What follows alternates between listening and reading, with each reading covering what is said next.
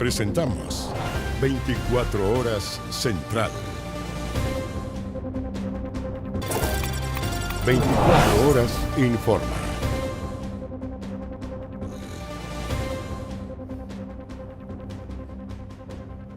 ¿Cómo están? Buenas noches, bienvenidos, bienvenidas a las noticias. ¿Lo reconoce? Fíjese que este video corresponde a los últimos minutos del sicario prófugo en territorio nacional. Hay al menos dos elementos característicos de su nueva apariencia que le vamos a contar. Además, su trayecto desde Santiago al norte del país demoró unas 48 horas y a estas alturas ya está en un tercer país, según han podido reconstruir las policías. De seguro nadie lo reconocería a primera vista. Un joven con gorro, anteojos y un detalle importante, lleva un yeso en su mano derecha, pero no por algún accidente. Era la única forma de ocultar su característico tatuaje. No levantó ninguna sospecha, porque además cargaba su equipaje como cualquier pasajero. Estas son las últimas imágenes del sicario prófugo en Chile.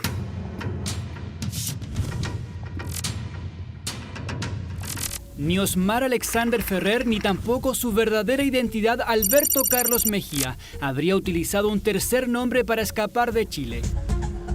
Al llegar a Iquique tomó un bus formal, pero en los registros de compra no aparece, por lo tanto pareciera que nuevamente burló al sistema. ¿Compró pasaje acá? Sí, pero... ¿Pero usted lo tiene registrado en la lista de pasajeros? Alberto Mejía. No me sale. Osmar Ferrer Ramírez. Ramírez, sí. No me aparece. Aquí Alberto Carlos camina por las calles de Iquique con un polerón con capucha. Lo acompaña el taxista que lo trasladó y su ayudante. El imputado dejó Santiago 1 el jueves 10. A las horas ya iba viajando hacia Iquique en un vehículo particular.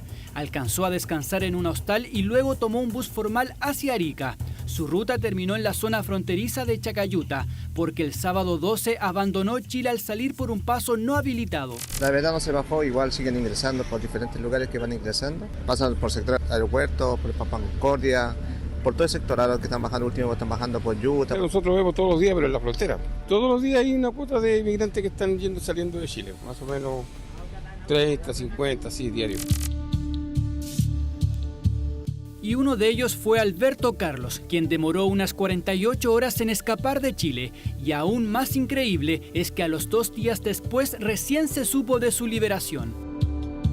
Cuando se entregaban las primeras aclaraciones de lo que había pasado, el prófugo ya recorría tierras peruanas.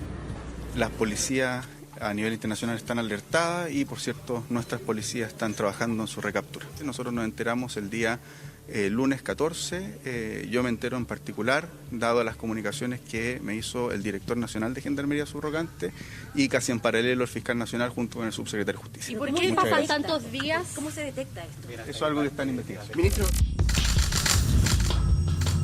El prófugo replicó el mismo mecanismo con el que hizo creer que era Osmar. Utilizó una identidad falsa. Ahora le habrían facilitado una cédula venezolana fraudulenta para evadir los controles. Y además se dio el tiempo de encontrar la forma de ocultar su tatuaje y rasgos físicos. Pero la PDI logró acreditar sus últimos pasos en Chile.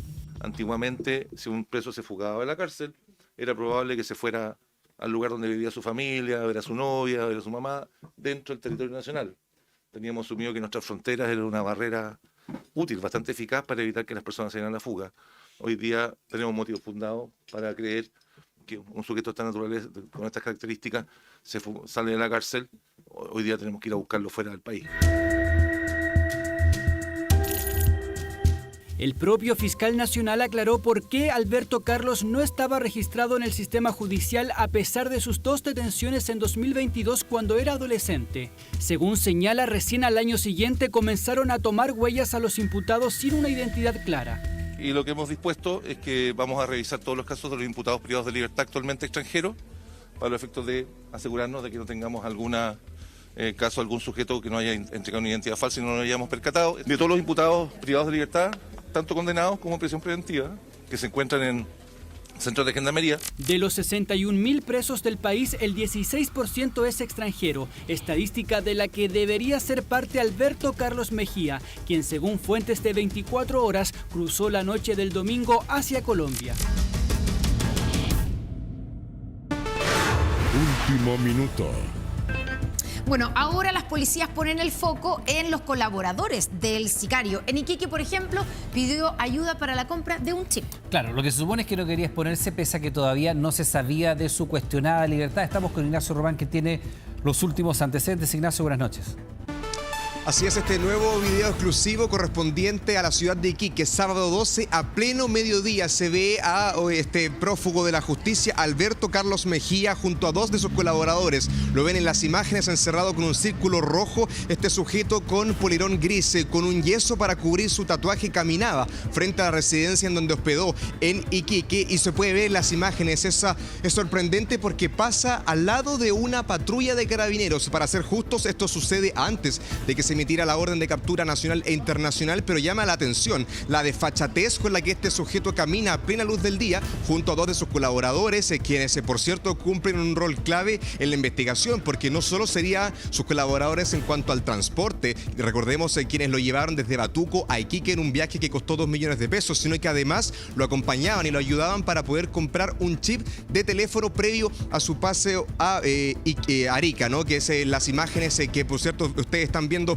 a la derecha de su pantalla, estas imágenes exclusivas, también sus últimos registros que tenemos en nuestro país de este sujeto que utilizó un polerón gris para poder cubrirse, un gorro, lentes para poder cubrir su rostro y también un yeso. Esto llama la atención porque es a pesar de que estas imágenes, estos registros, cuando él intenta abandonar nuestro país, ya llega a Arica, es antes de la orden de captura internacional. Sin embargo, él ya se cubría, ya intentaba cubrir las cosas que pudiesen evidentemente entregarlo a la justicia para poder escapar de nuestro país. Esas son las últimas imágenes que tenemos de este peligroso prófugo, y como escuchábamos en la nota de Cristian Cereceda, los últimos antecedentes que conocemos es que habría llegado ya a Colombia. Ignacio Román con los últimos detalles y con estas nuevas imágenes de los últimos minutos, de las últimas horas del sicario aquí en nuestro país. Gracias, Ignacio, buenas noches. Bueno, desde 2019 el polémico pastor Cid se encuentra en libertad condicional luego de haber sido condenado por abuso sexual. Sin embargo, quien aseguraba que podía hacer llover oro estaría ahora quebrantando una orden judicial, ya que sigue realizando cultos y ceremonias con la presencia de menores de edad. Así lo reveló un reportaje de 24 horas. Soy un peligro para los canales de televisión, para ustedes. Serio. Porque soy capaz de cualquier cosa. Estas fueron parte de las declaraciones emitidas por el pastor evangélico Ricardo Cid, luego de ser consultado por el quebrantamiento de una orden judicial que le prohíbe realizar oficios públicos y acercarse a niños, niñas y adolescentes. Pero usted está tiene inhabilitación absoluta perpetua para ejercer oficios y usted lidera una iglesia. Es que uno dice así. Se hizo conocido en los años 2000. Llegó a asegurar que era capaz de hacer llover oro sobre su templo. Yo creo que la gente pobre es bueno que venga y recoge el oro y se lo lleve a su casa. Una figura controversial. Entre 2011 y 2012 fue denunciado por 2 adolescentes de abuso sexual. Fue sobreseído en uno de los casos, pero fue condenado en el otro a presidio efectivo. A 7 años de cárcel efectiva fue condenado por abusos sexuales reiterados. Esperando que se arrepienta también. Mi hermana. Y la derecha también. Se arrepienta. Porque esto es político. Pero 4 años después salió de la cárcel con libertad condicional, esta vez con la prohibición de ejercer oficios públicos y de acercarse a menores de edad. En febrero de este año, una investigación de 24 horas reveló que el pastor no solo continuaba con su iglesia Impacto de Dios, además oficiaba ceremonias con niños y niñas a quienes les daba su bendición. Una persona que ha sido condenada por delitos sexuales y que además está en libertad, ejerciendo labores, contactándose con niños, niñas y adolescentes, sin dudas es un riesgo. En junio volvimos a sus cultos y constatamos nuevamente la presencia de niños y niñas en sus ceremonias. Todos tienen derecho a entrar a la iglesia. Nadie se le puede prohibir. Esto es una cuestión ridícula, lo que tú me estás preguntando. ¿Usted va a seguir con niños en su entorno en el culto? Cada padre sabe cómo entrar a la iglesia. ¿O lo estoy obligando yo? La Defensoría de la Niñez presentó una denuncia ante el quebrantamiento de la orden judicial. Por esto, se fijó una formalización para este lunes, pero Ricardo Cid no pudo ser notificado en el domicilio registrado en el tribunal y no llegó a la audiencia. Mientras más nos demoremos en poder hacernos cargo de esta situación, más se incrementan los riesgos que pueden estar sufriendo niños y adolescentes frente a estas situaciones. El domingo en la tarde, justo antes de la emisión del reportaje de 24 horas, el pastor subió este video a sus redes sociales para defenderse de las acusaciones. Asegura que todo se trata de una operación política en su contra. Así que en esta hora le comunico a toda la gente, ¿ya? Lo que están diciendo otra vez, cada vez que lo están hablando, estas cosas fue pura mentira, pura falsedad. Fue una cuestión política. La audiencia se reagendó para 2 meses más. Una nueva investigación deberá aclarar si es que el controvertido pastor Cid incumplió con su libertad condicional. Ahora. Esta tarde, el renunciado director del Servicio de Impuestos Internos realizó una conferencia de prensa para hacer un balance de su gestión previo a dejar el cargo este martes. Los detalles con Natalie Catalán. Natalie, buenas noches.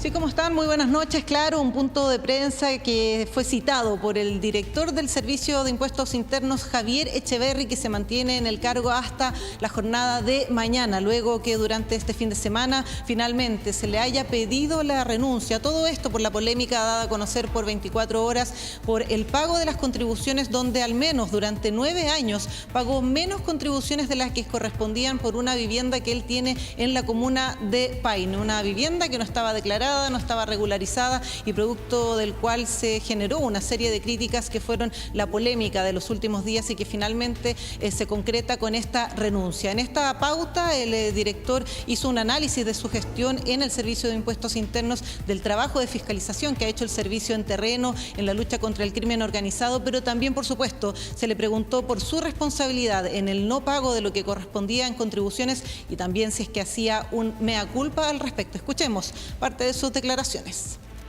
Lo que pasa es que yo estaba haciendo todas estas cosas y me despreocupé de estar apurando al servicio para que me actualizaran luego el catastro en base a la información que yo mandé. Me hubiera gustado no salir, pero yo soy respetuoso de las atribuciones del gobierno. Yo creo que el servicio tiene una mucho mejor imagen después de todas las cosas que ha estado haciendo. Y yo estoy seguro que a futuro va a mejorar mucho más la imagen en la medida que siga en esta misma senda. Claro, las palabras del director del Servicio de Impuestos Internos, al menos hasta mañana, son 387 días los que alcanzó a estar en el cargo a partir del 1 de julio del año 2024. A partir del 31 de julio, quien asume la dirección del Servicio de Impuestos Internos es una funcionaria de carrera que lleva 25 años en el servicio, Carolina Saravia, quien actualmente se desempeñaba como subdirectora de fiscalización y que va a asumir a partir del 31. También hubo palabras de Carolina Saravia. Escuchemos. Estoy muy consciente de los desafíos que tenemos hacia adelante, que tenemos que mantener esta fuerza fiscalizadora, tenemos que mantener el control que estamos haciendo respecto de planificaciones tributarias agresivas, pero también tenemos que tener en cuenta la asistencia y todas las medidas de prevención para que los contribuyentes puedan cumplir con sus obligaciones tributarias de forma fácil y simple. Y por supuesto que no tenemos que abandonar el control y la colaboración respecto del crimen organizado. Claro, cambios entonces en el Servicio de Impuestos Internos. Finalmente, Javier Echeverri, que deja su cargo como director luego de esta polémica por el no pago de lo que correspondía en las contribuciones de su vivienda en Paine, al menos 9 años en que no se había regularizado. La respuesta del director que escuchábamos hace pocos instantes, y entonces el nombramiento y que asume el cargo el próximo 31 de julio de Carolina Saravia al mando del Servicio de Impuestos Internos. Por cierto, la segunda mujer en la historia en asumir este cargo desde 1964. Natalie Catalán con la información. Muchas gracias. Buenas noches. El presidente Gabriel Boric defendió y encabezó la cumbre Democracia Siempre, instancia en la cual participaron los líderes de Brasil, Uruguay, Colombia y España. El mandatario además respondió a las críticas de la oposición que cuestionó las motivaciones de este encuentro.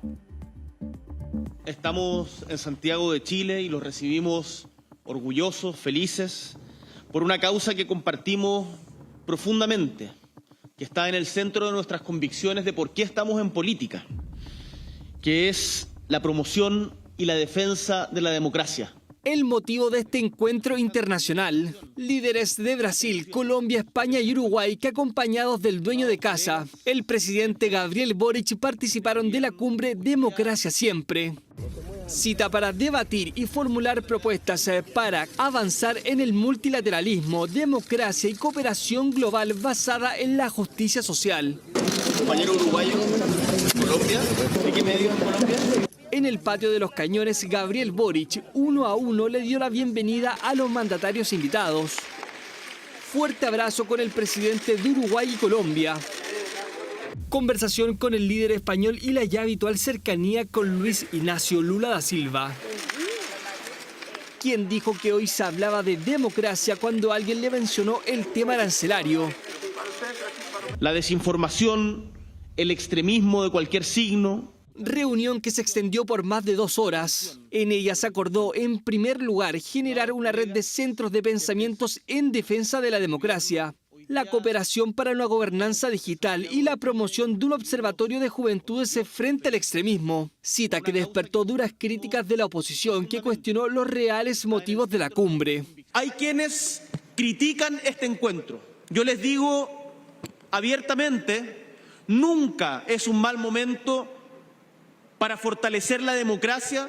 La democracia liberal no ha sido capaz de responder a los anhelos y necesidades contemporáneas. Nuestras sociedades se enfrentan a una amenaza real, liderada por una coalición de intereses entre oligarcas y ultraderecha, una, llamémoslo así, internacional del odio y de la mentira. La oposición acusó que la cumbre fue un gustito ideológico del presidente Boric, que solo busca su posicionamiento internacional en el último año de su mandato. Los críticos también apuntaron a Pedro Sánchez, cuyo gobierno se ha visto complicado por casos de corrupción, y a Gustavo Petro, quien ha recibido cuestionamientos por sus mensajes en redes sociales. Aquí mataron a Salvador Allende e iniciaron décadas de tiranía en América Latina. Desde aquí alumbramos en la oscuridad de una nueva tiranía. Esta publicación se suma a la de hace algunos días, donde comentó una encuesta que favoreció a Janet Jara. La oposición no tardó en acusar que estaba interviniendo en política interna. En esta jornada, los candidatos presidenciales del sector tomaron la ofensiva. Estamos, ¿no es cierto?, con un evento que no tengo muy claro qué bien le puede hacer a Chile. Y segundo, claramente, los invitados no son personas que refuercen la democracia. La democracia se fortalece persiguiendo al crimen organizado, al terrorismo, a la delincuencia, al narcotráfico. Me habría gustado que el presidente, más que invitar a otros presidentes, hubiese dedicado todo ese tiempo a estar ahí junto a las víctimas. El candidato Johannes Kaiser anunció que enviará un oficio a La Moneda para conocer cuánto desembolsó el gobierno en su organización. Reunión que finalizó este mismo lunes tras el encuentro de los mandatarios con más de 300 dirigentes sociales. Una cumbre que ya trazó una hoja de ruta y cuyas conclusiones finales se darán a conocer en la próxima Asamblea General de las Naciones Unidas.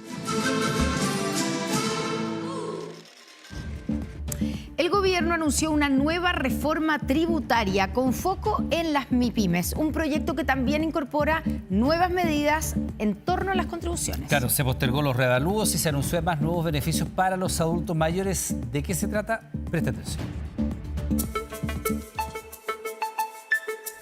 En medio de toda la controversia que se ha generado en torno a las contribuciones, el gobierno hizo 2 anuncios. El primero tiene relación con los adultos mayores. Es una ampliación, una modificación de cómo se aplican los actuales beneficios que permiten rebajar la totalidad a una parte importante del impuesto territorial para los adultos mayores. En concreto, los adultos mayores pertenecientes al 60% más vulnerable y que tengan que pagar contribuciones, el monto no deberá superar el 5% de sus ingresos, una iniciativa que espera abarcar al menos a 80.000 personas. Me parece bien porque los sueldos son muy bajísimos, entonces tenemos que comprar remedios, tenemos que gastar mucho y no nos alcanza. Perfecto, no, me parece muy bien, porque los ingresos que tienen generalmente los mayores son muy reducidos.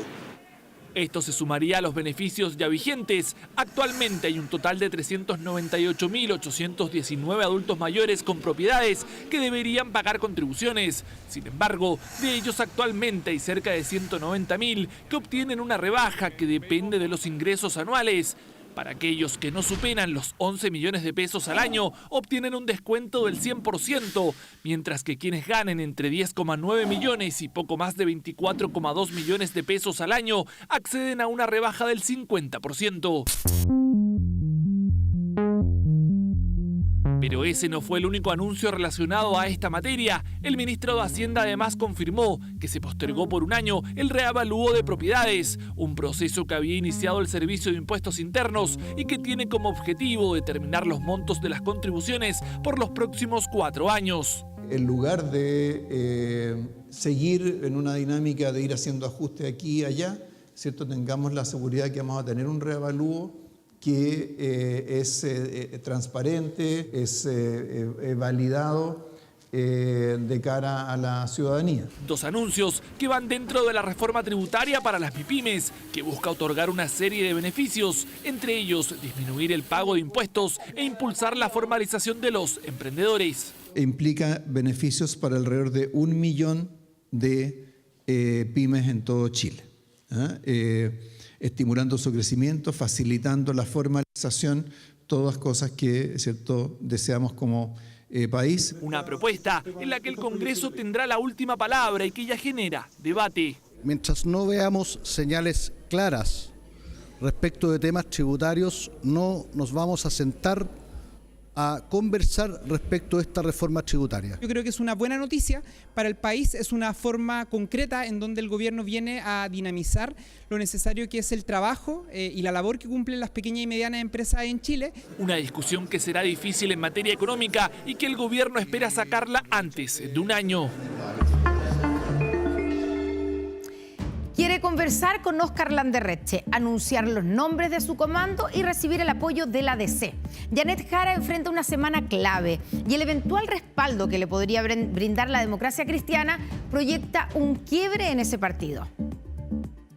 La primera ya estamos listos, la clase. Esa es la difícil. Distendida declaración con la que expresó su confianza y deseo de pasar a la segunda vuelta y ganar la elección presidencial. Jara, por ahora empatando técnicamente con José Antonio Kast, sigue liderando las encuestas y el objetivo es ampliar la base de apoyo ciudadano y partidista. Por eso la decisión de la DC es fundamental y el próximo sábado el partido zanjará su dilema, apoyar o no a Janet Jara. Yo espero que esa no sea la decisión que tome la Junta Nacional el próximo sábado. Y si la tomara, lo que corresponde a un presidente cuando tiene una postura que no es apoyada por sus bases, dar un paso al lado. Pero yo espero que eso no se concrete. Mi foco en todo caso está en evitar el quiebre de la democracia cristiana. El propio Undurraga le notificó al resto de los partidos oficialistas que dejará la presidencia de la DC si la Falange apoya a Jara. En la cita, eso sí, se mostró disponible para, junto con el oficialismo, definir una lista única de candidatos al Parlamento siempre y cuando exista libertad de acción presidencial. Ellos tendrán toda la sabiduría para tomar sus decisiones. Yo lo único que les puedo decir es que tanto con Alberto Undurraga como con otros parlamentarios hemos trabajado muy bien, tanto en la nueva mayoría como en el gobierno del presidente Boric, y que sería bueno también tener a la vista esos momentos. La candidata no solo quiere sumar a la DC, también al economista del PS, que tensionó la elección primaria al criticar fuertemente al PC. Óscar Landerreche volvió a dar una entrevista y ya anunció que votará nulo en noviembre. Ya oficializó que no va a apoyar a Janet Jara. ¿Por qué? Las razones, la explicación. No voy a dar más declaraciones sobre eso. Voy a ver si es posible que podamos conversar los próximos días y a lo mejor me pueda escuchar, ¿no?